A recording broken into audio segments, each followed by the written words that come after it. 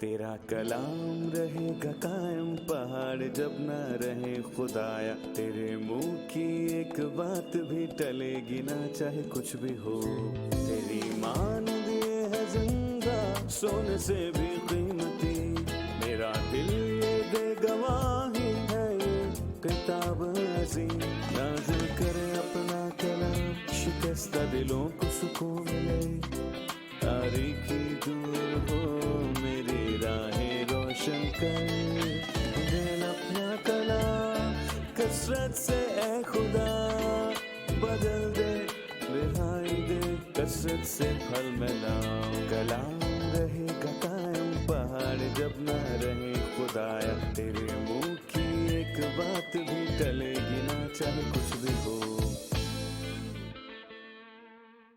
अजीज नाजरीन, हम आपको बाइबली मुतालिया प्रोग्राम की इस नई किस्त में खुशामदीद कहते हैं, जिसमें हम बाइबल की 66 किताबों का 5 साल के अरसे में और 1230 इकसात में मुतालिया पेश करेंगे। हम बाइबल की वजाहत करेंगे ताकि मिलकर बाइबल के समंदर में से नोश जां कर सकें, इस गहरे समंदर में से, क्योंकि मैंने देखा है कि हर कमाल की इंतहा है। तेरा हुक्म नहायत वसी है, हम कलाम की अजमत के सामने झुकते हैं और बाइबल मुकद्दस की अजमत हमेशा ही दुश्मनों की पहुंच से दूर रहेगी। अगर कोई बाइबल को और इसकी अजमत को नुकसान पहुंचाना चाहता है तो भी बाइबल की अजमत कायम रहेगी, जो कि इस किताब की खसूसियत है। ये एक अजीम किताब है क्योंकि इसका मुसन्निफ खुद रूहुल कुद्स है, जो कि हमारा अजीम खुदा है। इस सीरीज में, जो कि पैदाइश की किताब से पहले शुरू हुई, हमने पहली 10 इकसात को मुख्तस किया ताकि हम बाइबल के मुतल्लिक बात करें। हमने पहली 10 इकसात को मुख्तस किया ताकि हम बाइबल के मुतल्लिक बात करें।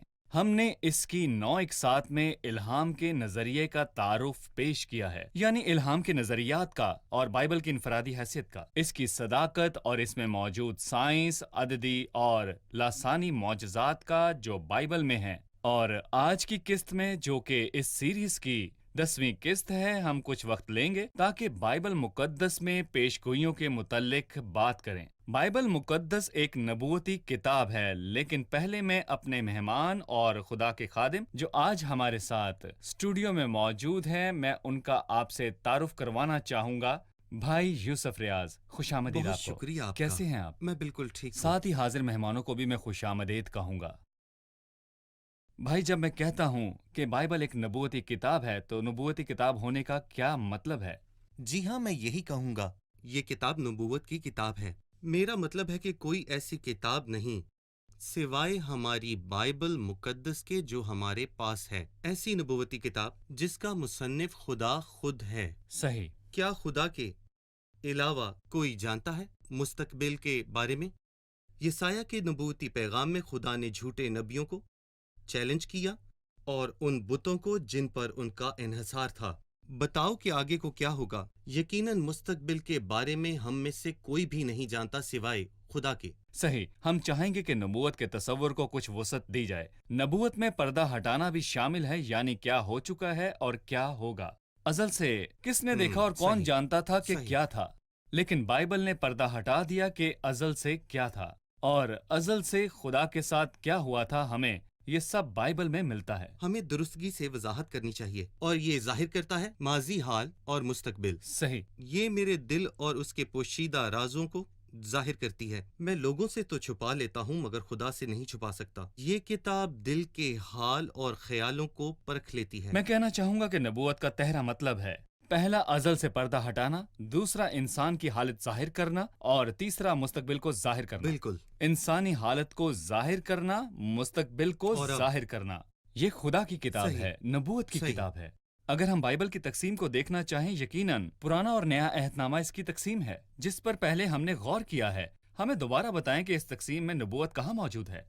ये पुराने और नए अहदनामे दोनों में है, माजी, हाल और मुस्तकबिल। तारीख की किताबों में, नज़म की किताबों में, नबूवत की किताबों में, और इन नबूवत की किताबों में मुस्तकबिल के बारे में बताया गया है। और पुराने अहदनामे में 17 किताबें हैं और नए अहदनामे में एक किताब है, वो है मुकाशफा की किताब, जो कि बताती है कि मुस्तकबिल में क्या होगा और ये कि मुस्तकबिल में हमारे लिए क्या है। ताहम शरीयत और अनाजील में भी कुछ ऐसे बाब हैं जो इन पेशन गोइयों के ताल्लुक से हैं जो कि मुस्तकबिल में पूरी होंगी, क्योंकि बाइबल मुकद्दस एक नबूवती किताब है। ठीक है, हम इसकी दोहराई कर रहे हैं जो हमने पहले दोहराया है। पुराना अहदनामा 3 हिस्सों में तकसीम जी। है। हमें उनकी ये तरतीब अच्छी लगी है, यानी 17-5-17 की तरतीब। बाइबल मुकद्दस में 17 शरीयत की किताबें, 12 तारीख की किताबें, ये सब तारीख की किताबें हैं, और फिर 12 नबूवती किताबें हैं, 5 अंबिया अकबर और 12 अंबिया असगर की। जब हम नबूवत की बात करते हैं तो क्या ये सबके लिए है कि वो इसको समझ सकते हैं, या बाइबल में नबूवत को समझने के लिए रहनुमा असूल भी हैं? हमने पहले इनकी तरफ तवज्जो दिलाई है, लेकिन हम स्क्रीन पर दोबारा दिखाएंगे और आप हमें बताएंगे कि नबूवत को समझाने के क्या असूल हैं जो हमारी बाइबल की हर किताब की अमूमी समझ में और 17 किताबों की खसूसी समझ में रहनुमाई करते हैं। बाइबल मुकद्दस में नबूवतों को समझने के असूल। भाई बात जारी रखिए। यानी ये 5 रुखी असूल बहुत शानदार हैं। हमें ये जानना है कि कलीसिया पुराने अहदनामे की किताबों में नहीं है, यही आम नबूवती लिहाज से, क्योंकि इफसस 3 बाब के मुताबिक ये खुदा का भेद था जो ज़मानों से खुदा ने पोशीदा रखा था। हमें कलीसिया को, जो कि खुदा की पोशीदा मोहर है, और ज़मीन के लोगों के दरमियान, जो कि पुराने अहदनामे में हैं, फ़र्क करने की ज़रूरत है। दूसरा, करीब और दूर की तकमील। मेरा ख्याल है कि इसकी बेहतरीन मिसाल ये ख्याल है कि अगरचा और भी काफ़ी हैं, जो कि सबसे कदीम नबूवत है, ये हनूक की नबूवत है जो आदम की 7वीं पुश्त में थी, जिसका जिक्र हम यहूदा 14 आयत में पढ़ते हैं। यकीनन ये नूह के तूफान की तरफ इशारा था, करीब तकमील की तरफ, और फिर खुदा के दिन की तरफ इशारा था जबकि वो जाहिर होगा ताकि नारास्त और बदकार लोगों की अदालत करे, जैसा कि यहूदा 14 बाब में बताया गया है।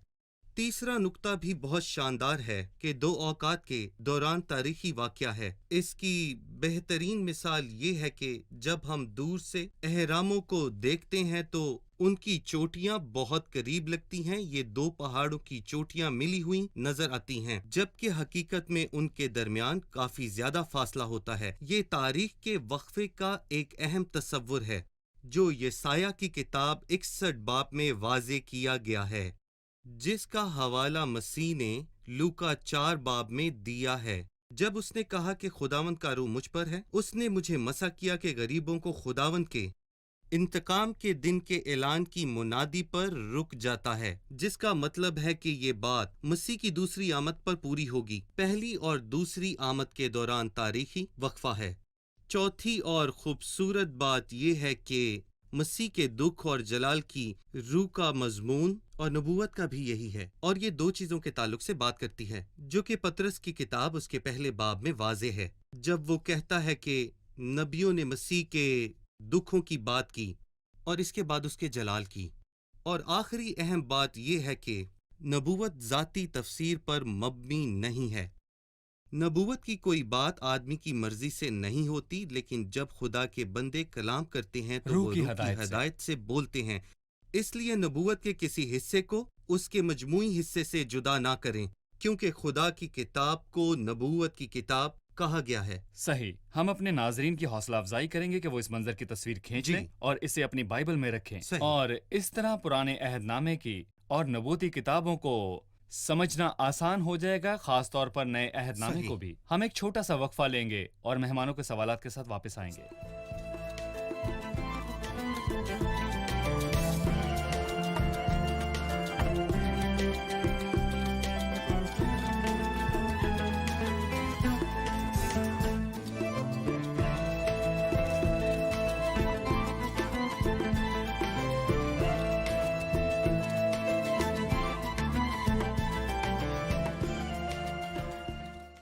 हमने आपसे सीखा है कि बाइबल नबूवती किताब है। मेरा सवाल है कि क्या ऐसी नबूवतें हैं जो माजी में की गईं, जो पहले ही से पूरी हो चुकी हैं, और क्या पुराने अहदनामा में मज़ीद नबूवतें हैं जो अभी तक पूरी नहीं हुई? क्या ये पूरी होंगी या नहीं?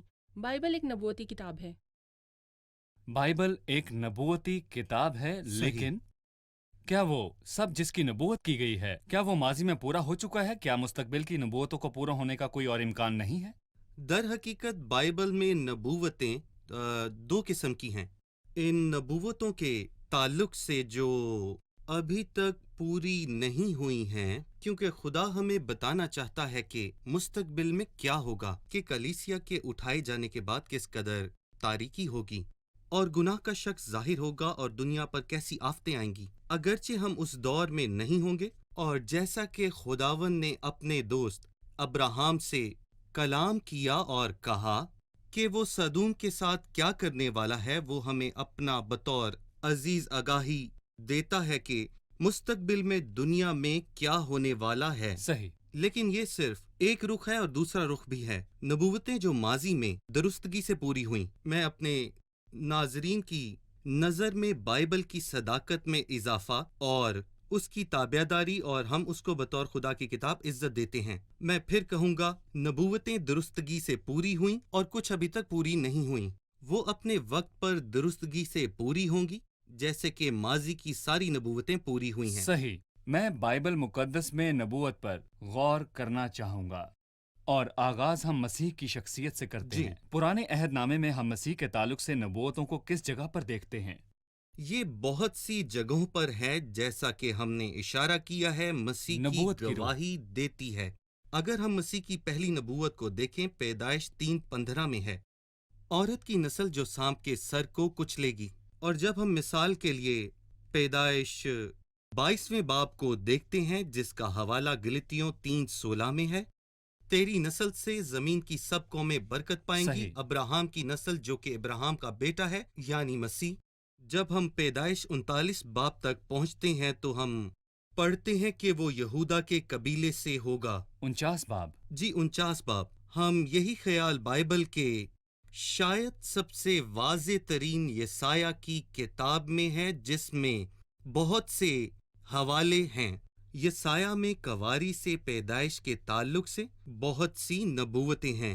یسایہ 7:14 میں، جس میں مسیح کے 5 نام ہیں، اور پھر اس میں گلیل میں خدمت کا آغاز بھی ہے، اور مسیح کے عجیب کاموں کا بیان یسایہ 35 باب میں ہے۔ یسایہ 42 باب میں اس کی منفرد بے مثال اخلاقیات ہیں، اور مزید یہ کہ مسیح یسوع کا جلوس کے ساتھ یروشلم میں فاتحانہ داخلہ جو زکریا 9 باب میں ہے، صلیب پرانے عہد نامے کے کافی زیادہ حصوں میں موجود ہے۔ زبور کی کتاب 22:69 یسایہ 53 باب میں ہے، زکریا 12 باب اور 13 باب میں بھی۔ یہ سب باب مسیح کے دکھوں کے تعلق سے ہیں، اور پھر یسایہ 53 میں اور اس کی تدفین اور جی اٹھنے کے تعلق سے، اور زبور 68 میں مسیح کا آسمان پر جانا ہے، اور پھر مسیح کا جلال اور قدرت میں دوسری آمد تک اپنی بادشاہی قائم کرنا۔ یہ سب ہمیں پرانے عہد نامے کی نبوتوں میں ملتا ہے، خاص طور پہ یسایہ میں۔ صحیح۔ ہم زبور 16 کو بھولے بالکل۔ نہیں ہیں،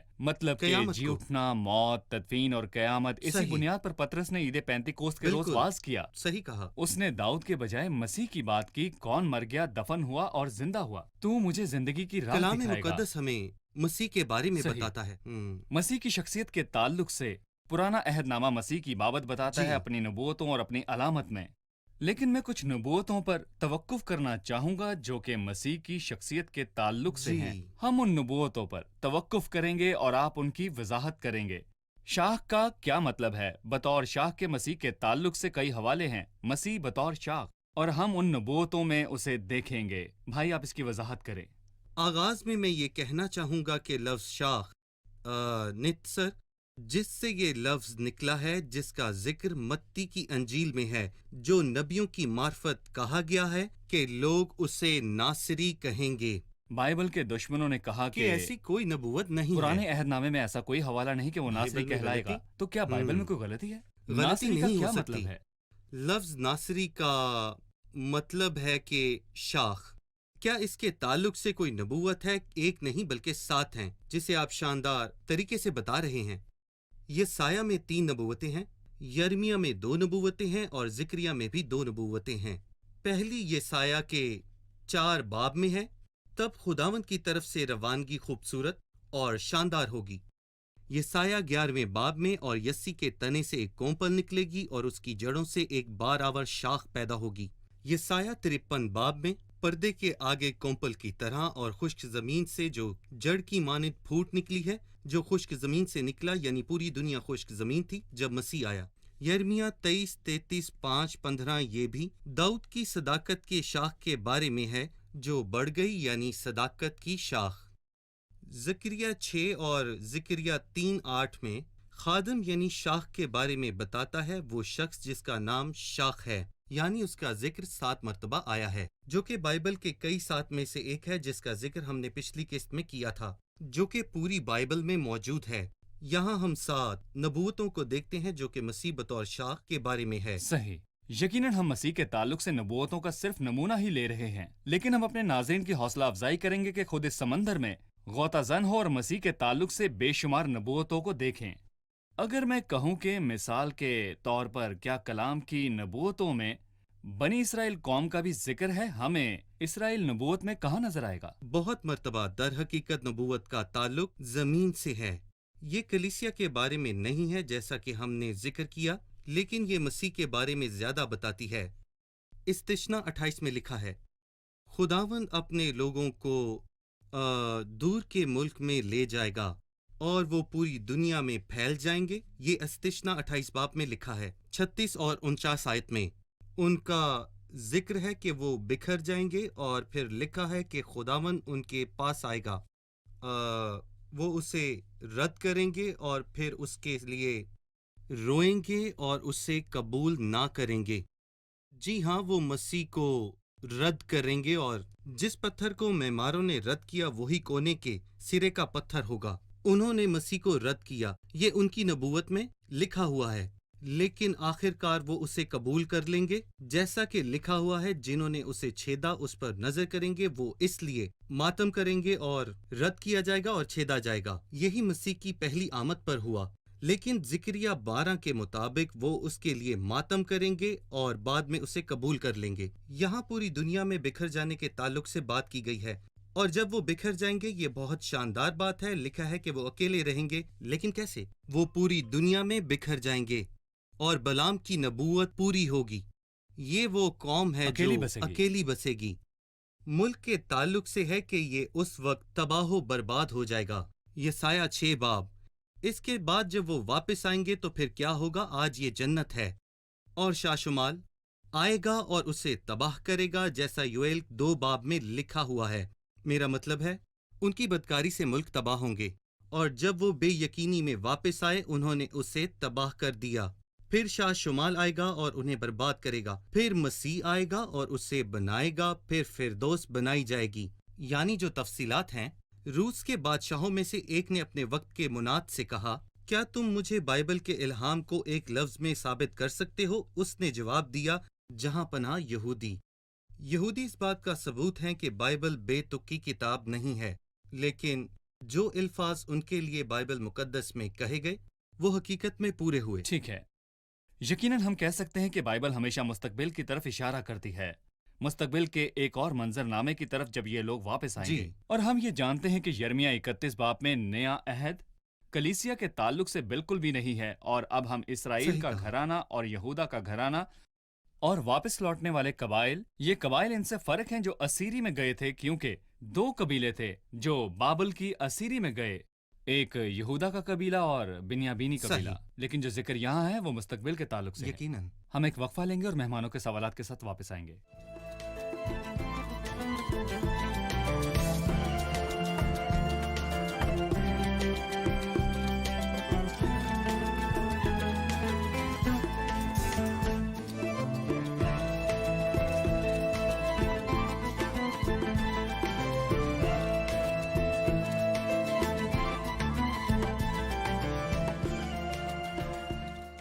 جیسا کہ ہم نے سنا کہ بائبل نبوتی کتاب ہے، تو کیا دیگر بر اعظموں کے لوگوں کے تعلق سے بھی نبوتیں موجود ہیں؟ ٹھیک ہے، کیا بائبل میں دوسرے بر اعظموں کے لوگوں کے تعلق سے بھی نبوتیں ہیں؟ پیدائش 10 باب میں ہمیں ایک قسم کی تقسیم نظر آئے گی، لیکن میں آپ کی توجہ پیدائش 9 باب کی نبوت کی طرف دلوانا چاہوں گا۔ پیدائش اس کے 9ویں باب کے آخر میں لکھا ہے کہ ہم اس میں دیکھتے ہیں کہ سم اور یافت کی بات کی ہے، حام کو چھوڑ دیا گیا ہے، اس کا ذکر نہیں کیا گیا، اور یوں ہوا کہ حام کے خیمے جو افریقہ کا بر اعظم ہے، جو کہ کئی صدیوں تک گمنام رہا ہے، جس کا ذکر کہیں بھی نہیں آیا ہے، کیونکہ نوح نے حام کا نام حذف کر لیا۔ جب ہم پڑھتے ہیں تو لکھا ہے کہ کینان ملعون ہوا اور اپنے بھائیوں کے غلاموں کا غلام ہوا، اور یقیناً کینانی لوگ لعنت کا شکار ہوئے۔ خدا نے ان کے خاتمے کا حکم دیا جیسا کہ ہم بائبل مقدس میں پڑھتے ہیں۔ پھر اس نے کہا، خداوند سم کا خدا مبارک ہو۔ آپ غور کریں گے کہ مکاشفہ حاصل کرنے والے تمام نبی سم کی نسل سے آئے، اور جب ہم آگے پڑھتے ہیں، خدا یافت کو پھیلائے اور وہ سم کے ڈیروں میں بسے، اور یہ بھی بہت شاندار بات ہے کیونکہ سم کی ابتدائی نسل عسکری اعتبار سے آگے تھی نبوکت نظر کے دور میں، اور نبوکت نظر کے دور کے ساتھ فارسیوں کے دور میں بھی تھی، لیکن ایک بڑی تبدیلی رونما ہوئی اور سکندر اعظم ابھر کر سامنے آیا اور پوری دنیا پر اس نے قبضہ کر لیا، اور آپ دیکھیں کہ تب سے لے کر اب تک مغرب کا غلبہ رہا ہے۔ مطلب یہ کہ طاقت مشرق سے مغرب منتقل ہوئی، مغرب کا اس وقت غلبہ ہے ہر چیز میں۔ بالکل، کیا اس میں نبوت کی گونج ہے کہ حکمرانی مغرب کو دی جائے گی کلیسیا کے اٹھائے جانے کے کلیسیا بعد کے بھی؟ آسمان پر جانے کے بعد آپ دیکھیں کہ خدا نے یافت کو پھیلایا۔ آپ دیکھیں کہ جب آسٹریلیا کو اور امریکہ کو دریافت کیا گیا تو انہیں کس نے دریافت کیا؟ یہ خدا کا یافت کو پھیلانا ہے۔ یہ آسٹریلیا پہنچے اور شمالی اور جنوبی امریکہ بھی پہنچ گئے۔ اگرچہ کہ یہ مختصر باب ہے، لیکن یہ مختصر باب درست ہے اور ابھی تک پورا ہو رہا ہے۔ حکمرانی بھی ابھی تک یافت کے پاس ہے، اور یہ بالکل صحیح بات ہے۔ صحیح، اس لیے ہمیں یہاں قوموں کے تعلق سے تاریخی سچائی نظر آ رہی ہے۔ جی، اگر کوئی شخص لوگوں کے آغاز کے بارے میں جاننا چاہتا ہے کہ لوگوں کا کب اور کہاں سے آغاز ہوا، تو وہ پیدائش کی کتاب کے باب 9 اور 10 سے دور نہ جائے۔ یہ لوگوں کے آغاز کے بارے میں ہے۔ 11ویں باب میں بھی لوگوں کے پراگندہ ہونے کو نہ بھولیں، جس کی وجہ سے برج بابل تھا۔ یہ تقریباً دنیا کی سب سے پرانی تاریخ ہے، یہ حقیقت ہے۔ صحیح۔ میرا مطلب ہے کہ اس کا ذکر کہیں نہیں ملتا سوائے بائبل کے، جو خدا کی کتاب ہے۔ ٹھیک ہے، پرانے عہد نامے کی نبوتوں میں مصر کا کہاں ذکر ہے؟ در حقیقت مصر کا کافی بڑا کردار ہے۔ یوں کہہ لیں کہ اس کا پرانے عہد نامے کی نبوتوں میں کچھ کم حصہ نہیں، کیونکہ اس کا خاص مقام ہے جس کی وجہ خدا کے لوگوں سے تعلق ہے۔ کیونکہ اس کا تعلق خدا کے لوگوں سے رہا ہے، اس لیے بائبل میں اس کا ذکر ملتا ہے۔ مثال کے طور پر حزقیل 29 باب میں یہ ایک نبوت ہے جو مصر کے خلاف پوری ہوئی۔ وہ ایک بات کا ذکر کرتا ہے، مثلاً جو کہ 12ویں آیت میں ہے، لکھا ہے، میں ملک مصر کو ویران کر دوں گا، ویران ملکوں کے ساتھ، اور اس کے شہر 40 برس تک اجڑے رہیں گے۔ میں مصریوں کو قوموں میں پرگندہ کروں گا۔ عبداللطیف بغدادی نامی تاریخ دان تھا، یہ شخص بغداد کا رہنے والا تھا۔ اس نے لکھا کہ نبوکت نصر کے دور میں مصر 40 برس تک ویران رہا۔ یہ نبوت در حقیقت مصر پر پوری ہوئی جب ہم یسایہ 19 باب پڑھتے ہیں، جو کہ مصر کے ماضی کے تعلق سے مشہور نبوت ہے اور مستقبل کے تعلق سے بھی۔ ماضی میں خدا کے لوگوں نے مصر پر انحصار کیا، اس لیے خدا ان سے ناراض تھا۔ یہ جادو اور تہمت کے لیے مشہور تھے اور اس لیے خدا ان سے ناراض تھا، اس لیے اس نے مصریوں کو مارا۔ اور باب کے آخر میں وہ بتاتا ہے کہ خدا مصریوں کو مارے گا اور شفا دے گا۔ اس کے بعد نبوت کا اختتام خدا کی بادشاہی پر ہوگا۔ پہلے جو قومیں ایک دوسرے کے مخالف تھیں وہ دوست بن جائیں گی، اس لیے وہ مصر، اسور اور اسرائیل کا ذکر کرتا ہے، گویا کہ وہ یہ کہنا چاہتا ہے کہ مصر حام کو ظاہر کرتا ہے اور سم اسرائیل کو اور اسور یافت کو، یہ تمام لوگ جو پہلے دشمن تھے الحاق کر لیں گے۔ اسرائیل مصر اور اسور کے ساتھ تیسرا ہوگا، کیونکہ رب الافواج انہیں برکت بخشے گا اور فرمائے گا، اسور میرے ہاتھ کی سنت ہے اور اسرائیل میری میراث ہے۔ مسیح کی پوری دنیا پر بادشاہی کا دور بہت اچھا ہوگا۔ صحیح، در حقیقت نبوتوں میں بہت زیادہ درستگی پائی جاتی ہے۔ کیا دنیا کی سلطنتوں کے تعلق سے بھی نبوتیں موجود ہیں جو اسرائیل پر قابض رہیں اور ان کی ترتیب؟ دانییل کی نبوت اس لیے بے مثال ہے کہ اسے بھوکے شیروں کی ماند میں ڈال دیا گیا تھا۔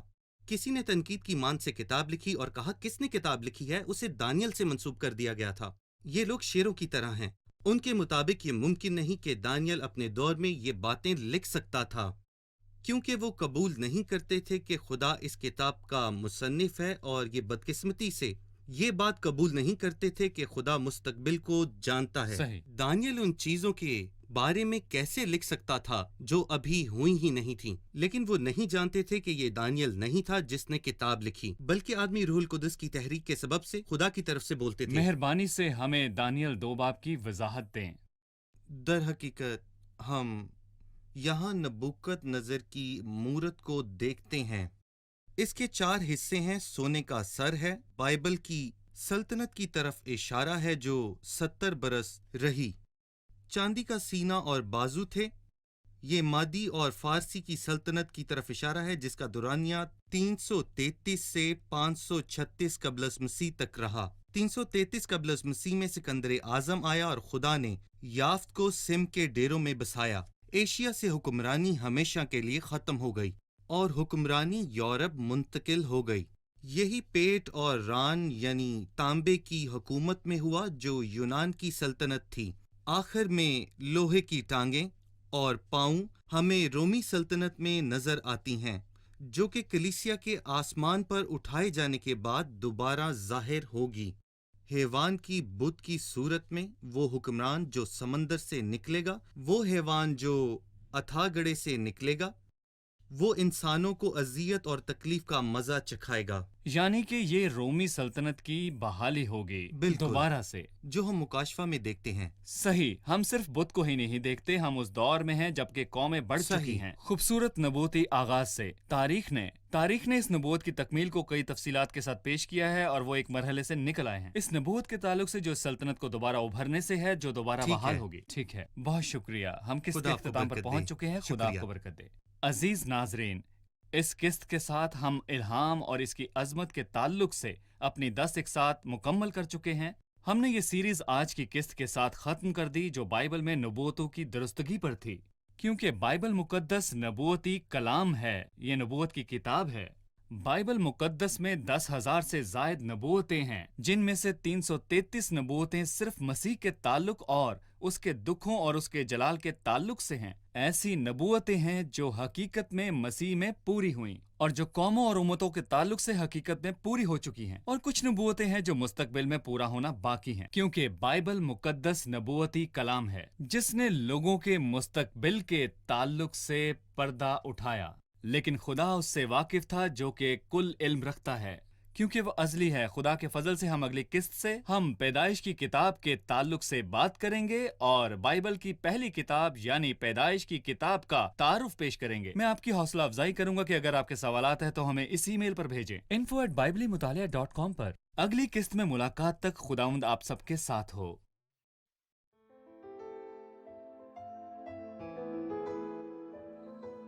تیرا کلام رہے گا قائم، پہاڑ جب نہ رہے خدایا، تیرے منہ کی ایک بات بھی ٹلے گی نہ چاہے کچھ بھی ہو، تیری مان بھی ہے زندہ سونے سے بھی قیمتی، میرا دل دے گواہی ہے کتاب عظیم، نازل کرے اپنا کلام، شکستہ دلوں کو سکون ملے، تاریکی دور ہو میری راہیں روشن کر، ہمیں اپنا کلام کثرت سے اے خدا بدل دے، رہائی دے کثرت سے پھل ملاؤ، کلام رہے گا قائم، پہاڑ جب نہ رہے خدایا، تیرے منہ کی ایک بات بھی ٹلے گی نہ چاہے کچھ